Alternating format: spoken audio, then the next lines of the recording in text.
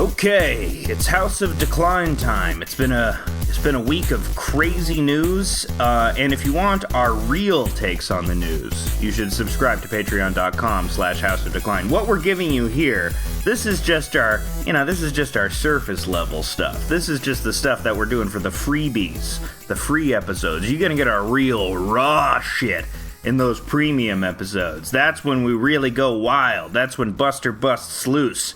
That's when, we really, that's when we go Eddie Murphy raw. We just talk about gays dying of AIDS constantly. That's what we talk about in our premium episodes, like Eddie Murphy raw. That is a rough special. I think it's a rough special, yeah. I think it's still on YouTube, though.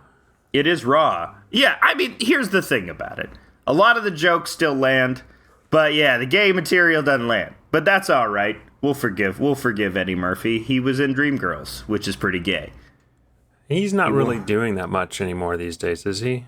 Yeah, they come out with a new Shrek thing every 2 years, and he gets him paid $1 billion to be donkey. like a new Shrek store. Yeah, they're opening the Shrek store in California. Yeah. I lost my kid at the Shrek. My kid was abducted at the Shrek store. all the pedophiles hanging out at the Shrek store. I don't know why that my mind immediately went to that. It's the only thing that, bankrupt J.C. Penney's can be turned into is Shrek store. The only thing that's been selling in these J.C. Penney's is our Shrek merchandise. Boss. How's the mall? I got an idea. How's the mall up where you live? How's it weathering the pandemic? Oh, well, the big mall where I live is the Eaton Center, and the Eaton Center is too big to fail, so it weathered the pandemic just fine. Damn, you have a too big to fail mall? You have a too big to fail mall, like absolutely. If we have two too big to fail malls in Toronto. Like if the mall fails, the city falls. Kind of, in a way, yeah. The whole local economy is wiped out for the Eaton Center and Yorkdale. Interesting. So if, say, we were to attack Toronto, that would be... Yeah, we would go to Eaton Center and Yorkdale first. See, that's the thing, is like after 9/11, everyone was scared. Oh no, are terrorists going to fly planes into the CN Tower? Which is, that wouldn't be that bad, because not a lot of people are in the CN Tower at any given moment. You might get a lot of falling debris. Has anyone been able to ever, conquer Canada? Or, defeat Canada? Yes, white people. People did evil shit. But... You know what I mean. You mean white Canada? Has anyone been able to conquer white Canada? Yeah, you know what I mean. I didn't know you guys were called white Canada now. We are called white Canada. No. No. Well, Americans famously tried to in 1812, right. But that didn't work out. I know. And we've been planning revenge ever since. All of this has been leading up to a massive takeover of Canada. Well, now we know your two weak spots, the two malls. Yeah, and you best not attack the West Edmonton Mall either, because that's the one node of commerce out there in Alberta. The West Edmonton Mall there. Yeah. Yeah, well, it's been a week of news, and sometimes we'll do a news episode where we talk about the news, and I think the biggest news of the week that we can all agree is Black Thor. Steven, do you know about recently they published a Marvel What If comic where Thor is black? Have you heard about this comic? Yeah, I heard about it. I just heard sort of the periphery. I don't really know anything about comics, so why don't you tell me what's going on? Well, this is funny. It's one of my favorite examples of when sort of this big corporate entity tries to capitalize on wokeness, but totally stumbles and ends up creating something accidentally racist, which is this Thor comic has been charged with being... We'll read some of the details about it and let the listener decide. But yeah, the Thor comic is racist. Aaron from Trailbillies had a good post about it, and I'll read some of the stuff. If you don't know Aaron from Trailbillies, he's at Borg Posting now under Chief O'Brien, but Chief is spelled Cheef. But yeah, he posts Miles Morales as Urban Thor makes me want comics, etc. to go back to being outwardly racist, which is a very funny tweet. And he posted some panels. So The design of Miles Morales as Thor has received some criticism because a hoodie with hoodie strings is incorporated into the Thor costume. He is wearing sneakers. Oh my god. And so the thing about this Thor comic is that it's black, so it rhymes like rap. So here it is. Asgard. Of all the 5 realms, Asgard is his hood. For Miles, you can see, he's just that good. The Rainbow Bridge takes him to his quest. The Bifrost line goes north, south, east, and west. From Jormungand to the Wrecking Crew, he's stuck Gullenbursty in the Asgard Zoo. But he is low-key when he wants to be. Name on marquees like his Uncle Loki. Can I ask you a question? Yeah. Yeah. Why is it all rhyming? It's because it's rap, Steven. It's black people rap, and so it rhymes.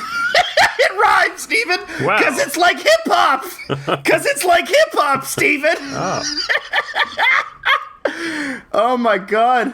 Just so many miscalculations. I don't really think of, like, reading a comic book in verse, you know? So that's just, I think that's the opening page, too. So not only does his Thor costume, Miles Morales' Thor costume, incorporate hoodie strings and a hoodie, his Thor's hammer has graffiti on it. Mm-hmm. Well, that could just be a personal choice. That could just be a personal choice of the main character, could it not?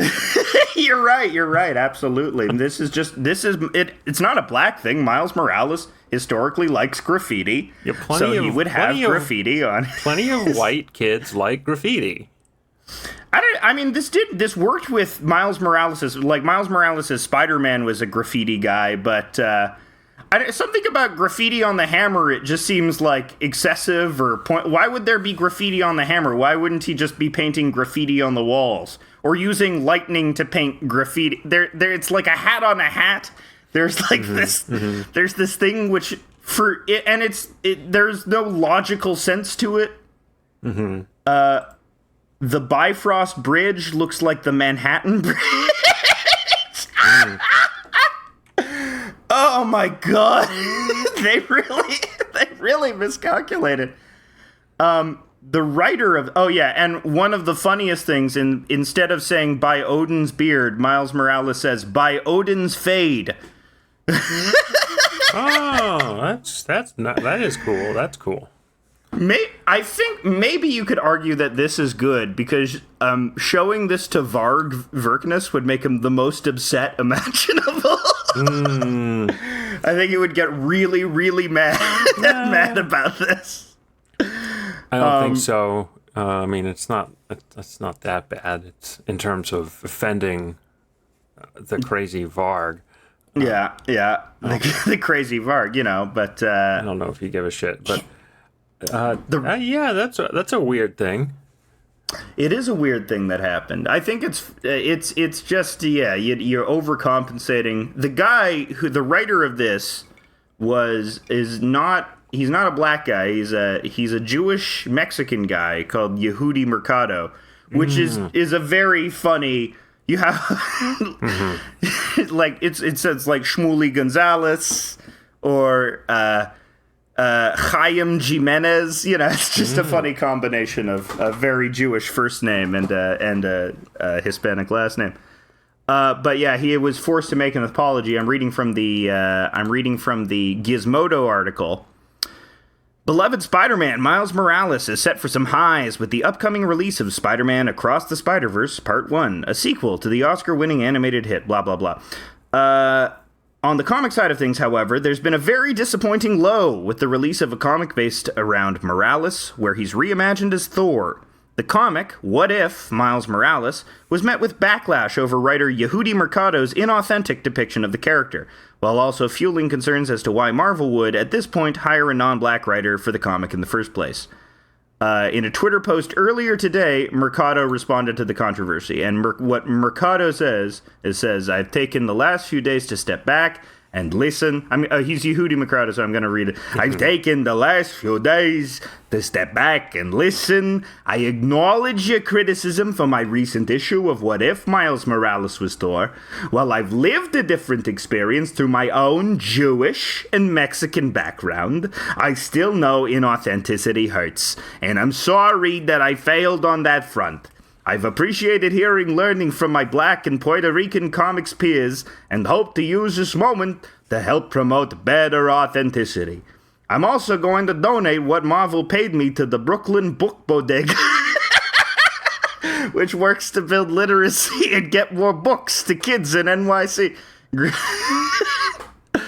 I love the news cycle. I love how the news cycle works now, the predictability of it, and the public shaming. I mean, in this case, he missed the mark by a lot, which is why it got a lot of attention. I don't know. I'd probably do something like this. This is something I would do. On the cover you may have missed.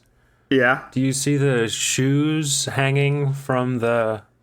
There's sneakers hanging from an Asgardian wire? From a wire? There's a bunch of sneakers hanging. Yeah, I guess it's in... They're in Asgard? Wait a minute. They're in... This is... Yeah, but it's... What if Asgard was Black Asgard, you know? So it's like New York. Oh, okay. So there's like... It's like a borough. Yeah. Exactly, yeah. The borough. Brooklyn, Queens, Asgard. What's interesting to me is that Marvel has successfully made a Thor character before Black. Yeah, Heimdall in the Thor movies is portrayed by Idris Elba, and nobody had a problem with that because he's just, I mean, if they had literally just made Miles Morales just Thor and have all the Thor tropes. But I don't know, what is the Miles Morales character? He's sort of like nerdy, and this isn't like his whole character is that he's well, it's the same character as Peter Parker, essentially. He's a nerd. He's a weak nerd. And that's why he's relatable. So before he was Thor, he was Spider-Man? Sorry, I'm playing catch-up here. No, so this is a what if. So this is a scenario. This is a hypothetical multiverse scenario that Marvel does occasionally. I mean, he that's works good. in... Then I guess then they know. They said what if, and everyone said bad. No, we don't like it. And so now it's going to be fine. I mean, Marvel's been trying to do this for a while because Miles Morales was a very successful character for them. And, you know, the Sony movie with him in it that everybody loves, you know, is one of their biggest hits. And, but Miles Morales was invented like more than a decade ago. He was created more than a decade ago. And Marvel has kept trying to, they've kept trying to like add to the diversity of their roster. So with sometimes success and sometimes not, by like adapting different characters to be POC. One of their most successful things was Miss Marvel, Kamala Khan. Everyone liked her. But then they tried to do like Iron Man, but it's a black lady and she's Ironheart. And she's like a super smart teenage, and nobody liked Ironheart, and there was big backlash to Ironheart. And I think I remarked on a previous episode they made Wonder Woman Israeli. Yes, they did, in order to be... That's diverse. Yeah. I mean, who are the Jewish superheroes? Magneto. The Thing. The Thing was officially retconned as Jewish the whole time, which is funny. Because when you say it's clobbering time, it's like a Jewish guy saying it. Yehudi Mercado should say he should write The Thing instead.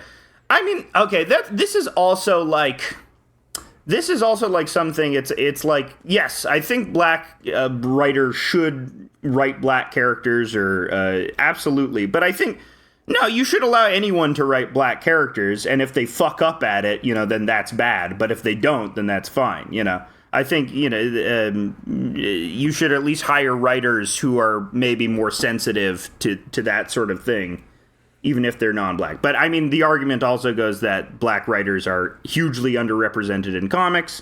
So, you know. But, yeah, it's not the fact that he was non-black that was the biggest issue. The biggest issue was that it was just so many cascading stereotypes like over each other, one over the other. It wasn't just one. Like, one could have been forgiven. It was everything in combination. Oh, he's got bleached blonde hair And as he's well. saying, to make him more like Thor. did you note that he's saying hammer time? Because that's what black guys say. Oh my, Yehudi, you Wait, didn't. so but the guy who drew it is not, the guy who made the art? Yeah. Is it that guy's fault? I don't think it's, well, I don't know. The art is probably it's not the least problematic aspect about it. All of the problems seem to stem from the writing. I wonder if I wonder who was responsible for the design of the costume. If it was the artist's idea to put a hoodie in there, or Yehudi was like, no, he should have a hoodie. That's why they call me Yehudi, because I put a hoodie in every. Yeah. It's so nice you can pick one of his two potential accents. yeah. I get the one to make fun of. Yeah, I'm not gonna do the Mexican accent though. But man, we need a third guy on the show who can do Mexican accents. We need a Latinx guy. Specifically Latinx. Wouldn't it be funny if I thought that Latinx was a totally different type of Latin person? You mean as in what?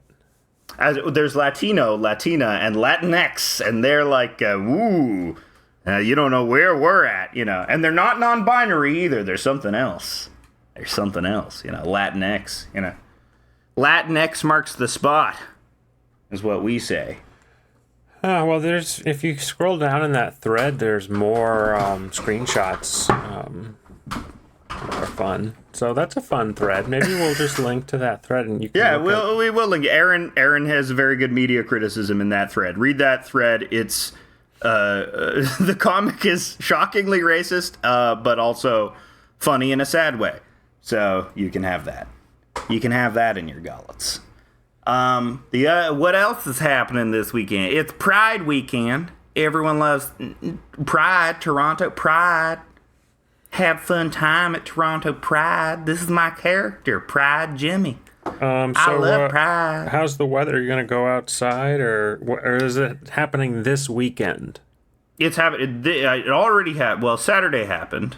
And Saturday is the best day for it because the problem with the parade is the Toronto Pride Parade is probably the Pride Parade that has the longest history of being capitalized and turned into mainstream. Like, I remember going to the Pride Parade like 15, 17 years ago when I was still in high school. And even then I was seeing like guys in thongs with like Scotia Bank printed on the thongs. Mm-hmm. And it's like, that's funny. We got to gay capitalism before anybody else, And this slowly became the norm over the course of like the Glee years. Everything turned into gay capitalism. Well, maybe they're a good bank. They are. Scotiabank, nah. Well, we hit the inflection point of alienating gay people, and like projecting that value was less profitable in the 2000s than not alienating gay people, at least in Toronto. I'm sure Scotiabank has a different marketing campaign in their more homophobic communities. I wonder what the bank's marketing campaigns are, like how they're structured. We should do a deep dive on deep dank on bank advertising. A deep dank? A deep dank on banks.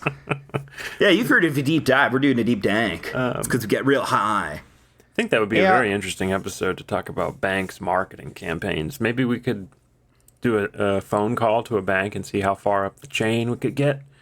Yeah, exactly. Yeah. So, hey, Hi, this is Michael Moore. We're doing a documentary on your advertising campaigns. Do you have time? Hey, that's not a bad Michael Moore impression, actually. Yeah, and guess what? You got another week to practice because next week we're going to call a bank and you're going to be Michael Moore and you're going to try to talk to marketing. You have any hot dogs? I need hot dogs. I need at least 6 hot dogs a day, or I starve. Did you like Canadian bacon? John Candy was a treasure. He's on. Speaking of advertising for capitalism, he's on he advertises for Amazon constantly on his podcast. Michael Moore? Yeah, that's so funny. Well, you gotta make them bucks.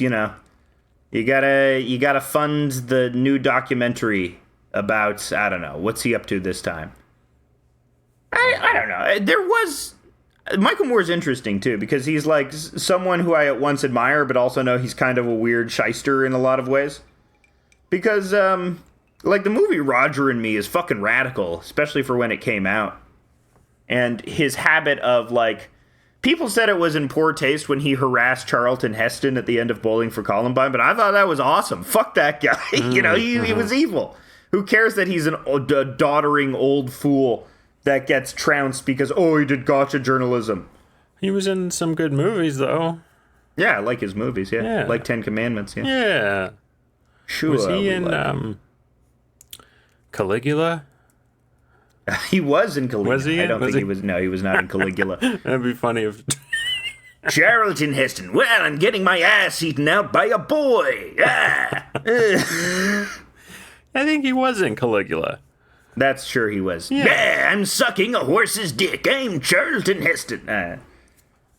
That's a great movie. I like how whenever I do an impression, I just say the I'm and then the name of the person I'm doing an impression of. Yeah, that's how you do impressions. How you do impressions. Imagine, okay, here's your matinee and then your evening special. It's 10 Commandments and then Caligula.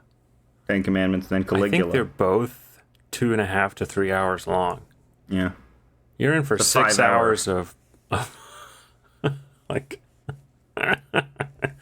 There's people acting very crazy. Yeah. Well, 10 Commandments, they aren't acting that crazy. A little bit. 10 Commandments is a weird story. I think I've said this on the show before, but it's always weird when you're a Jew and you go to Passover Seder each year and you take in the information that it was okay to kill the children of all the Egyptians because, because we were enslaved. Which is, that's fine. But the problem is there is no historicity to the enslavement of Jewish people in Egypt no one can prove that actually happened. Wow, that's a bold claim. I don't have the expertise to even... I've heard this before. I'm not a history expert. Don't take my opinions on anything seriously, but there is very spotty evidence as to whether or not the Jews were actually enslaved en masse in Egypt in ancient times. Maybe just a little bit. Maybe just a little bit as a treat. Little taste, little touch. The Egyptians just did a little bit. It's weird that so many religious traditions are based on the idea of victimization. Because that's what Christ is a victim. The Jewish people are victims throughout all their stories. They're victims constantly. And that's why I respect Islam, not victims. They're the least victim-y religion. I don't know. I have no idea what I'm saying. Yeah, I'm going to have to come up with an I don't know IDK on that one, my dude. Which is the least victim-y religion? Buddhism's not that victim-y. Yeah, Judaism, Christianity, both victim-y. Well, takes all kinds, as they say. Especially victims, yeah. It takes all kinds of different kinds. That's, in my DSA meeting, when I find my own DSA chapter, I'm going to specifically say, no victims. We don't want any victims here. I think you might run into some pushback. I'm going to exclude victims, Why hasn't anyone thought of... No, there's no human rights legislation that says you can't discriminate on the basis of victimhood, on general victimhood. Yeah, there's a lot of things that aren't rights that are apparently not rights anymore. There you go. Oh, yeah. Well, the other big news of the week, we are, of course, talking about Stav leaving Cumtown. No! Yes, we are talking about that. It's a debacle. It's a debacle. It's a disaster. 6 out of 3 Cumtown fans voted to... The Supreme Court of Cumtown fans voted... Brett Kavanaugh is on both Supreme Courts. Brett Kavanaugh is a huge Cumtown fan. Hey, that's not true. He loves their interviews with Shane Gillis. Gilly, he loves Gilly. No, I'm kidding. I bet Brett Kavanaugh listens to. I bet he listens to Rogan. I bet. You think Brett Kavanaugh listens to Rogan? Yeah. Do you think Rogan's saying a lot? Did Rogan say a lot of positive stuff about Brett Kavanaugh? Did he say it was a witch hunt or something like that? When I don't know. I don't know, but I just bet you Brett Kavanaugh listens to, and I bet he listens to Jordan Peterson. Well, they are comforting figures to a certain type of person. So the New York Times identified Brett Kavanaugh as the new swing vote on abortion issues. Yep. I think they're wrong about that one. I'm no legal expert.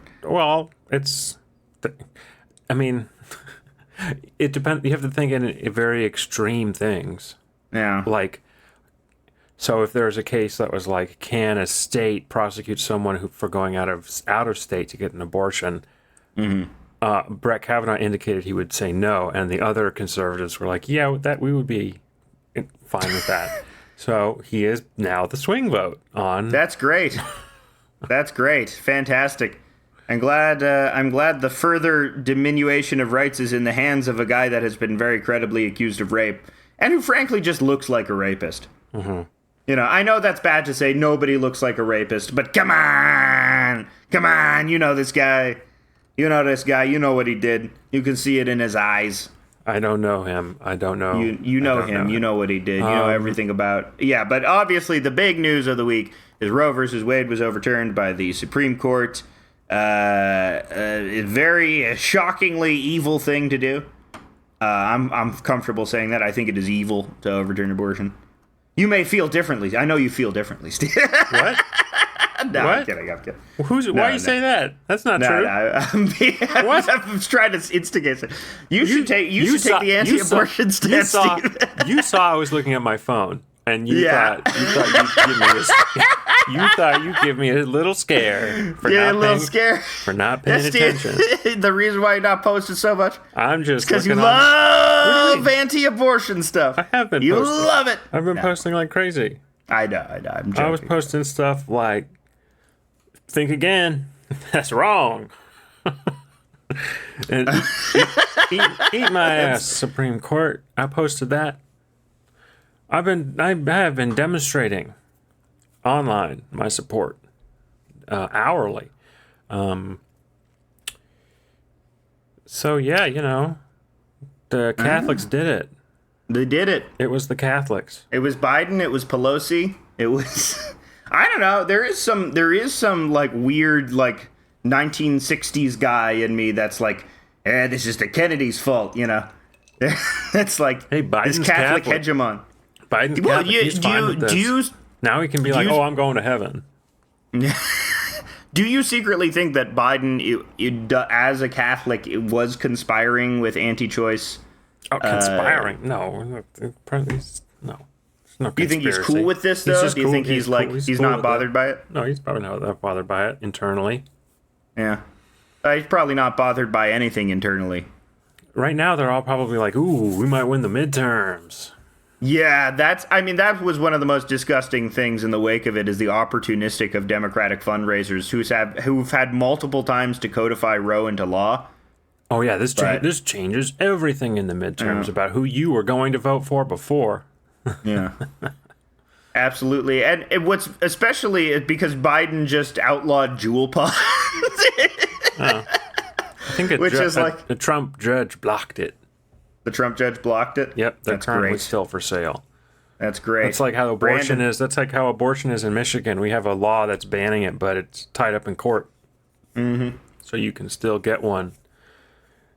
But Michigan is going to ban it. There's 2 court cases, so we'll see what goes on. We'll see. You gotta keep connected to the pod to get future updates on the status of abortion in Michigan.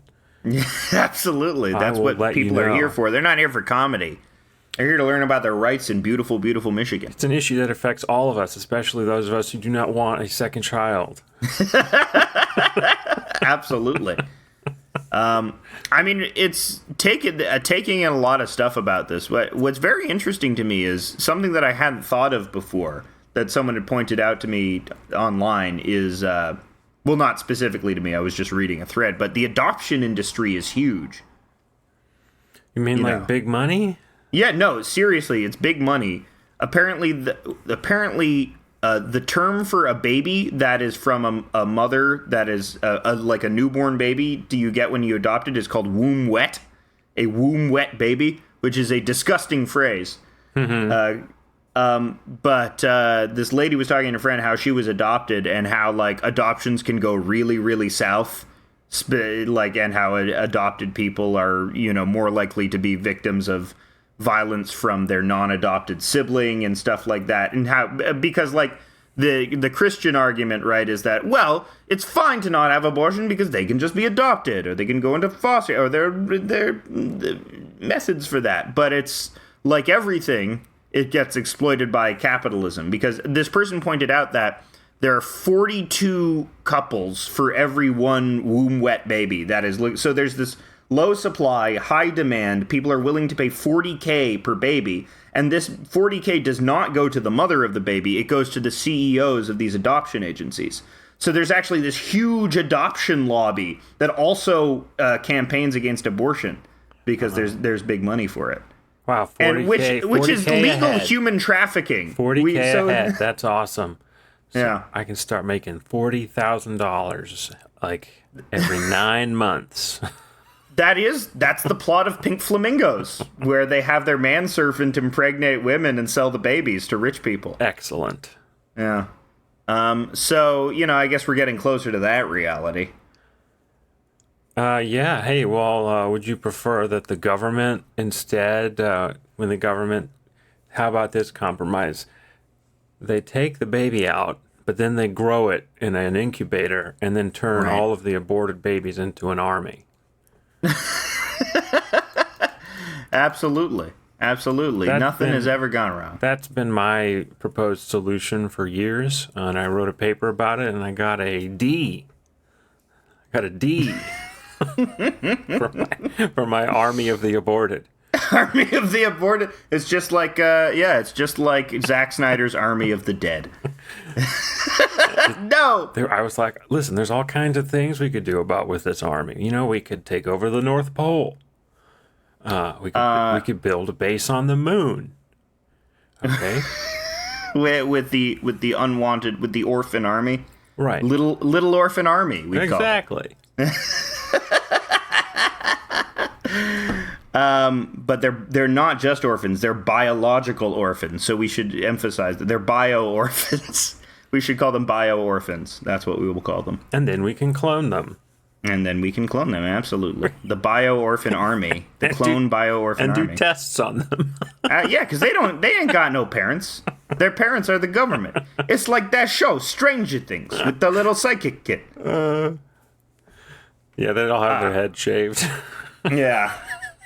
Another piece of so another thing is like people in their panic and anger about this, and I don't blame anybody for like having like weird bad takes on this, like, or at least people on the side of good having weird bad takes about this, because everyone's very keyed up.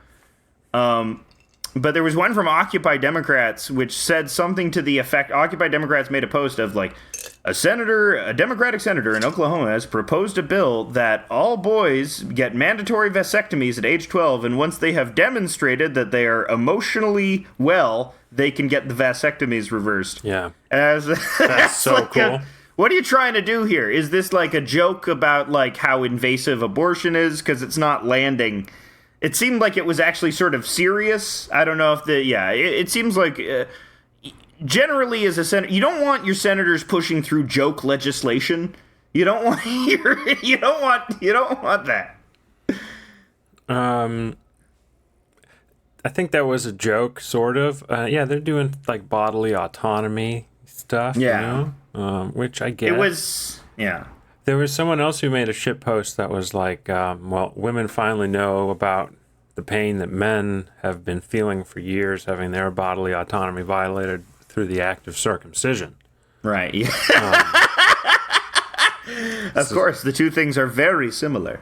So, well, I mean, a bunch of people posted immediately like, you were so right about that. I've been talking about this for years, and it got kind of popular, but I think he was doing a joke. I think the post he was doing a bit, yeah. But that's people are very People don't take this shit seriously. I don't know. It's such an easy moral calculus for me. Because if I had the ability to get pregnant, would I want the ability to do this? Yes. And if you say no, you're a fucking liar. Fuck you. Anyone would want you. If Ben Shapiro get pregnant, if I fucked Ben Shapiro in his little pink ass and he got a butt baby, he would want it cut out of him. He would want it cut out of him faster than they cut all those foreskins that he loves. What if that's what, like, Ben Shapiro, he becomes a really pro-circumcision guy? Because he gets, he's cool. Like, first of all, it's healthier for your glands. First of all, he wouldn't say glands. He would say some weird euphemism. First of all, it doesn't get dirty. That's hypothetically, if you were to have a foreskin and you were to get a bullet caught in it and the bullet exploded, your penis would explode too. He wouldn't say penis either. He would say something like, he would say member, he would say your no-no area. I don't know, what is... Okay. You see? Yeah, that's the weird thing about... I don't know, it's weird being me, because I'm like, I've talked long about the show and how I'm virtually asexual. Yes. You know that song, Virtual Insanity? Well, I'm virtual asexual. Okay. Not really, like I still have some sexual desire, but much lower, much lower than the average person. That's just called being in your 30s, bro. Yeah, maybe, yeah. But it strikes me as, like, odd that even with, like, my low libido, I'm still, like, hate that infantile thing where, like, adults refuse to use, like, adult terms for, like, genitals or something like that.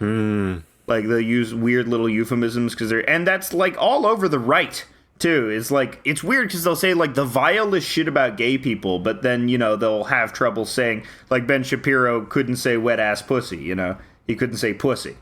Because he's a little baby. That's a difficult word. It is. He's little baby Ben. I mean, that's what he's on. It's this weird thing because there are these also, like, 30-year-old quiz boys, too, He always reminded me of, like, Ben Shapiro reminded me of, like, you ever seen Magnolia? Oh, yes. I love Magnolia. I love Magnolia as well. One of my top 500 movies, I would say. It's up in there, yeah. It's up in the top 500. It's as long as 500 movies.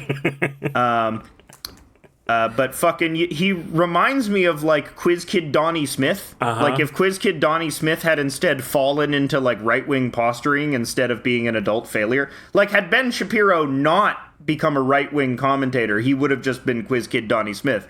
Like, shuffling around from job to job, saying, I used to be smart, but now I'm dumb. And, like...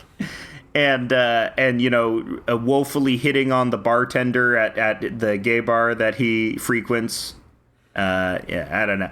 Yeah, that sort of pathetic, like, I peaked when I was a child quality, and I'm still chasing that thing. I'd love to have peaked at any time. It's just been a flat line on the bottom for the entire life. Yeah, it's just been horizontal. Yeah. Well, nothing ever changes. Nothing ever changes. Except things change constantly. That's what I've been saying. Nothing ever changes, man. Something changed last night. I for the first time in years and years and years, I went out to, even before COVID, I wasn't going out to live music venues and taking in club stuff. I went to a club last night for Pride. You took in a club, eh? I took in a club. I went in a wicked constitutional, and I took in a club. And it was nice. There was a drag queen there called Bombay. She was in a great showgirl outfit, great silhouette she had. I went to the Buddies in Bad Times Theater, which is nice. It's the Buddies in Bad Times Theater in Toronto. It's the oldest running gay venue in North America since, I think, the late 70s. Started by a weird person called Sky Gilbert, who's very talented but also sort of polarizing. There's a lane named after him behind Buddies in Bad Times. But I like the crowd. It's an older crowd. I was actually like one of the younger people in this crowd, so I didn't feel like a total asshole. You know, because when you go out to a club and, like, everybody around you is 20 years old and you're like, but that was fun. It's what happened after, you know, because you get to the point where it's 2:30 a.m. and people start getting a little weird because they've done a lot of drugs at this point, like they're fully peaking. Mm-hmm. And so I was walking back home after getting out of the club, and I see this walking past a row of porta potties, and I see this large man like trying to restrain pretty violently this short, squat lesbian woman who is obviously very drunk. And I was like getting worried because is this guy doing fucking physical assault? And so I actually tapped him on the shoulder and was like, "Hey, buddy, what are you doing?" And then he turned around, and I could see immediately, oh, this guy is sober, he is rational, and the lady is freaking out, and he's saying, "No, the lady was throwing bottles at this house for no reason, and we were trying to get her to stop." But then, then he said he was handling the situation, and I was pacified for a second. But then the cops came in, and they started, like, trying to hassle the lady, and I was like, man, don't sick the cops on anybody, Even if they're fucking up, it's just property damage she's doing. She's not hurting anybody. But instead of saying that, I walked away, because I didn't want to, obstruct an arrest and get into it, because I'm a fucking coward. I'm a fucking coward, You Steve. should have confronted the police. I should have confronted, and it was 2 lady cops as well. It was 2 who were shorter and smaller than me. I don't know why that would make it easier, because I'm a misogynist, I suppose. Yeah, you walked into that one. You walked into you walked into the trap they set for you. I should have distracted them by singing "Mrs. Officer" by Lil Wayne. Wee, wee, wee, wee, wee, wee. I love that. That's such a fucking funny song. Hey, if you wiggled your legs like Elvis, they would have screamed and become senseless. Absolutely. That's what he would do. Did you see the Elvis trailer? Yeah, good old Baz Luhrmann is a treasure. I'm getting such mixed signals about the Elvis movie. Some people say it's going to suck. Some people say it's going to be awesome. How do you feel about Baz Luhrmann in general? I don't think he makes very good movies that often. So, You like Romeo plus Juliet? I like that one, but I don't like a lot of his other movies. You like Moulin Rouge? No. Did you like The Great Gatsby? Meh. It was okay. I do appreciate, I do like the hysterical qualities of his movies. Like, no matter what, his movies are always like breakneck pace and like insane ideas just thrown at you left or right, most of which do not work at all. Did you see the trailer for Elvis, though? Yes. It's a lot of that. The moment he starts like shaking his legs, the ladies go nuts. Mm-hmm. Like, it was exactly like exactly like that. He's exactly like that. They looked like they were having dang orgasms. They were having dang orgasms. It's funny because that's the exact joke from Walk Hard, the Dewey Cox story, where he's playing that innocuous song at his high school talent show, and all the women are like taking off their shirts, and like the older people in the audience are throwing up. Yeah. And the song is like, "Hold my hand, hold my." Dewey Cox. Walk Hard is, I think, maybe my second favorite comedy of all time, next to The Beach Bum. Wow. Yeah. Big praise. There's so many jokes in it that work so well. You don't want any part of this shit, Dewey. Tim Meadows going, it's not habit forming. I do that all the time when my dog is sniffing other dogs' poop. I go, you don't want any part of this shit, Diego. I say that all the time. Has any talent scout noticed yet? Well, that guy's doing a killer Tim Meadows. I don't know. Yeah, he's a white guy, but he does an amazing Tim Meadows impression. We got to get him on the show. I don't know if anyone's searching for that. They always get one Canadian on SNL, don't they? Really? No. I think it's stipulated. It's only one? I think there's like a treaty with Canada. Yeah, because Lorne Michaels is Canadian. Yeah, exactly. Well, it was Dan Aykroyd in the original cast. And then they had Norm. Who's been since then. Norm, yeah, one of the best. Is David Spade? No. David Spade's from California. And he was on at the same time as Norm. I don't know if they don't have a Canuck this season. What about Canucks this season. Andy Samberg? Was he Canadian? No, he's Californian. No, he's Jewish. He's from Jew, the country of Jew. Is that near California? Yeah. It's an exclave.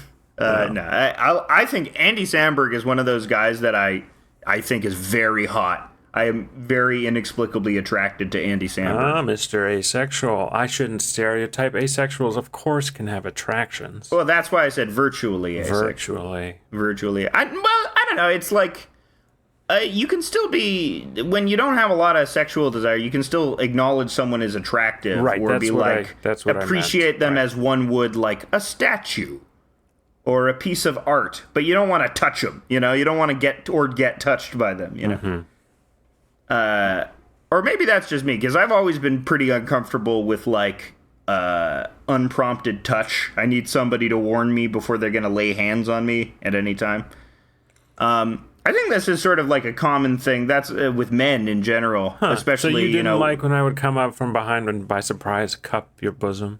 Cup my bosoms? No, I didn't like it when you were groping me constantly. I didn't like it when you did kancho either. Do you know about kancho? I don't. What is that? Is that something? It's a Japanese game where you stick your fingers to make like a gun-like thing. You stick your index fingers out and clasp your hands together to make like a gun-like shape with your fingers, and then you try and stick it in another person's butt, but over the clothes. But that's still the premise of the game. It's called kancho? Kancho. Kancho. It comes up a lot in Naruto. They talk about it in Naruto. I think I'm having a memory. What's that called when you have a memory that resurfaces? Sense memory, a lost, a suppressed memory. Yeah, suppressed memories resurfacing of playing that. Having that game. Playing Kancho, yeah. Game, yeah. Yeah. Well, keep talking about it. Maybe more tidbits will trickle down. More tidbits about Kancho. Where let's open the Wikipedia page for Kancho. See what Kancho is all about. Kancho is a prank performed by clasping the hands together in the shape of an imaginary gun, as I said, and attempting to poke an unsuspecting victim's anus, often while exclaiming "Kancho!" It is a common prank among children in East Asian countries such as Japan, in Korea called dongchim. In China, it is popularly called kyanyansha, which was derived from the jutsu technique in the manga and anime series Naruto. Oh, so it does come from Naruto. What? No, in China, it got popular because of Naruto. They weren't doing it in China, and then they watched Naruto, and then they started doing it. Yeah. Oh, my God. But it's against the. I bet it's going to be against the law soon. Did you know in China they're like outlawing behaviors? Certain behaviors? Yeah, like in terms of like streaming and streamers. Oh, that's fine. That's great. I'm glad. Fuck streaming. There should be no more streaming. Oh, because they're a competitor to our business model. Mm-hmm. What? Is that why? I mean, what if they come after podcasts next? Soon you won't even be able to say boo. China's a pretty big market, you know. Maybe what if what if House of Decline got popular in China? What if your comics started taking off there? I like the idea that like China starts getting a bunch of American media and they cut out all the gay stuff, but they leave in like N-words and stuff like that because it doesn't matter to them. I think that's happened before. That's funny. I'm pretty sure that happens. But yeah, no, they have to take out, like, the Chinese are racist. They have to take that stuff out. They have to take black stuff haven't you out. seen the poster of the Star Wars poster for China? Did they cut out Finn? They removed John Boyega from the Chinese Star Wars poster. Oh, that's brutal.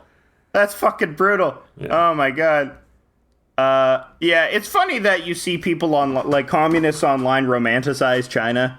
I mean, they do a lot of stuff right. I like their high-speed rails. I like their provisions of universal health care. I like the fact that their working class is slowly gaining more traction than the American working class. But it's also a deeply socially fucked up country in a lot of ways. I don't know what the status of their working class is. I don't know either. I don't know what to assume. But it seems as if, I mean, the one thing that people are saying is that, well, China, everyone has access to abortions. That's one thing they have over the U.S. now. They have more rights in that regard. Same with Russia.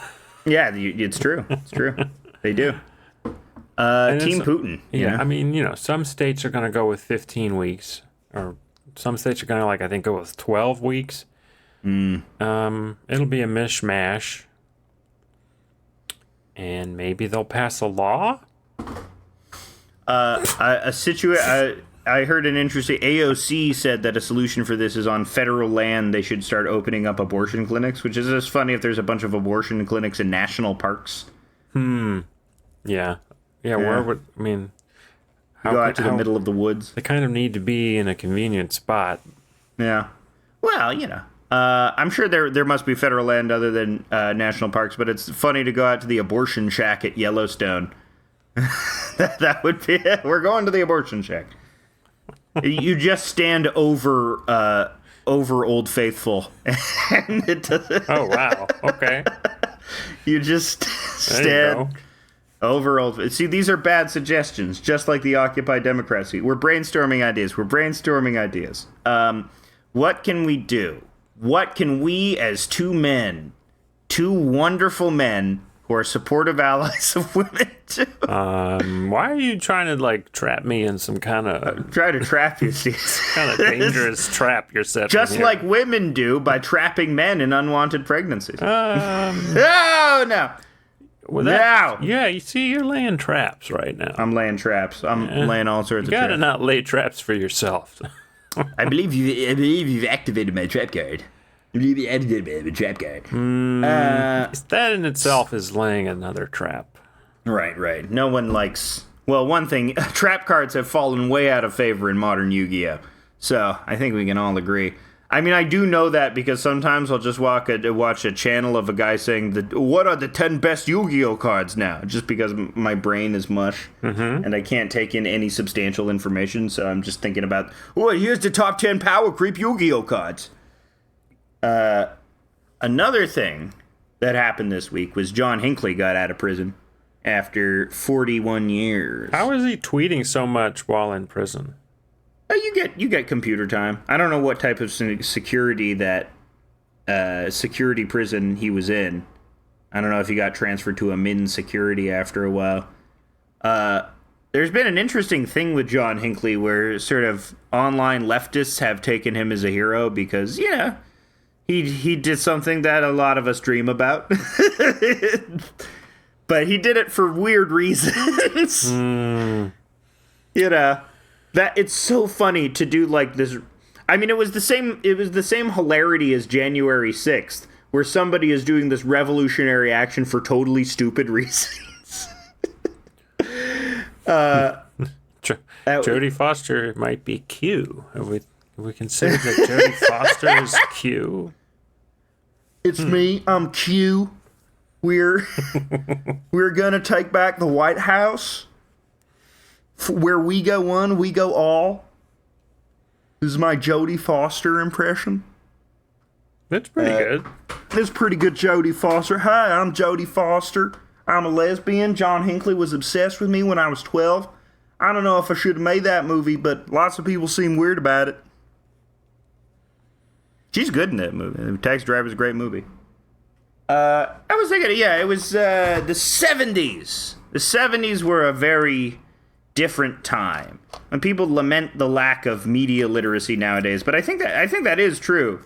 You could have more complicated characters that you weren't necessarily supposed to endorse, or the movies, because I made a post yesterday where I said One Flew Over the Cuckoo's Nest is my favorite movie that gets you to root for a pedophile, right? Yeah, I saw that post. I didn't interact. I didn't go near that one with a 10-foot pole. Well, the thing is, I don't make a condiment. I said One Flew Over the Cuckoo's Nest is a brilliant movie, and I mean, the fact that he is a pedophile makes the character more interesting. He's a bad guy. But the thing is, the bad guy in the context of this horrifying institution is somehow the only one that can actually, give life to these marginalized people. Mm-hmm. And, his badness, his type of badness is a different type of badness than the badness of Nurse Ratched, which is what I think is a very, interesting part of that movie. And, if One Flew Over the Cuckoo's Nest came out today, people would be saying, oh, they're endorsing pedophilia by having him be this sort of likable protagonist. And you wouldn't have that nuance anymore because people lament the lack of media literacy. It's true. People do have that one-to-one interpretation thing where they think that because you have a character who has like a compromising trait, you are specifically endorsing that trait or something like that. Or even people were talking about Dog Day Afternoon, how it's amazing that Dog Day Afternoon, it's a 70s movie about a guy who's essentially a hero. He's painted heroically. Here's a movie that actually wants you to endorse its protagonist, essentially says its protagonist is doing a good thing, which I'd agree. Rob a bank to pay for gender-affirming surgery. Why not? This sounds cool. Fuck banks. John Cazale. Yeah, and they were commenting how Dog Day Afternoon was like a top 10 grossing movie of the year in the 70s. This was like a mainstream movie. Yeah. And if a movie like that came out today, people wouldn't know what to make of it because they'd be like, we're endorsing crime.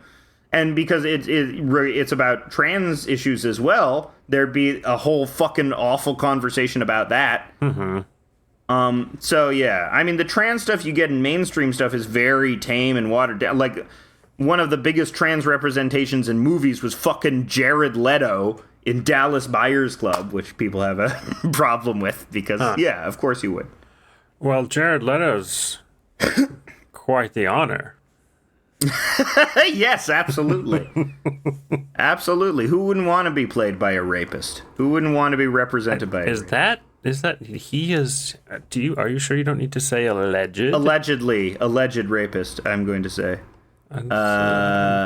Treading on dangerous ground. His agents are everywhere. They listen to this podcast. You know, they're trying to pick up on the next Morbius, the next hot Morbius riff for Jared Leto. Is that a win? Is Morbius a win for him? No. I think it is.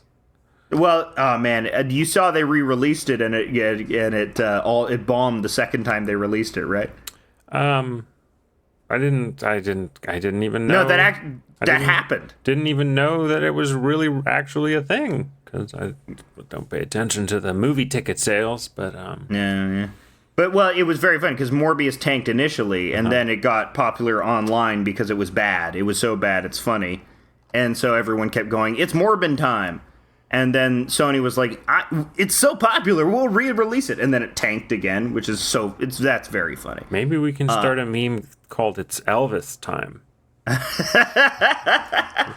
think the Elvis movie might do well. It's been getting good reviews in like the New York Times and the Wall Street Journal. So all of the 50-year-old to 70-year-old crew is going to see it. And I'm thinking the ones that drink will like it and the ones that are sober will not. Yeah. Well, it seems like in our backwards looking culture, in our culture that inherently recycles IP, we're going back to the well of like the most basic type of entertainment. Like Top Gun is popular again. And it's like Top Gun, when I think of Top Gun, I think of like the most generic normal movie in my head. It's like movie. If you were making a movie, it would be Top Gun, you know? And it's the same thing with Elvis. It's the generic musician of American culture. There's something about this American culture that is so lost in its own reproduction of its culture that it has to return to the well of these essences. I'm going to phrase it differently. I'm going to say we're so up our own ass that this is all we can come up with is exactly. Baz Luhrmann. We're so up our own ass. Elvis. We're back to the 50s again. Yeah, Baz Luhrmann doing Elvis. Baz Luhrmann should do Nirvana next. Yeah, absolutely. That would be great. Really hysterical camera work around Kurt. A very energetic heroin doing sequence. Did you hear? So the soundtrack to the Elvis movie has hip hop in it. Okay. What? Isn't Elvis famous for stealing a lot of black music? Yes. I think I don't know. I don't know how much that's talked about, but. They probably don't discuss it a lot. Like how in the Straight Outta Compton movie, there's no scene where they're beating up Dee Barnes. That would be funny if they included that scene. I don't know the lore. Oh, and in the early '90s, NWA beat the shit out of a female reporter, Dee Barnes. And they didn't. They even mentioned it in the Eminem song "Guilty Conscience," in the Dr. Dre Eminem song "Guilty Conscience." He says, "What about Dee Barnes?" And which is weird because then he never mentions it again. Wow, Eminem never mentions it again? No, Dr. Dre never mentions it again. I'm sure Eminem doesn't mention it again, but they were like, they referenced it and sort of acknowledged it was bad in the Guilty Conscience song. But yeah, that's something that Dr. Dre never ruined his career. Well, it seems unjust. It seems like, yeah, you shouldn't. Don't beat up. Try not to beat up anybody. But also people that are physically smaller than you is generally considered dishonorable. Instead, you can just call the cops right away. Exactly. She should have just called the cops on Dee Barnes. Exactly. If there's anything NWA are about, it's about the police. I love calling the cops. Yeah. Have you ever done it? No.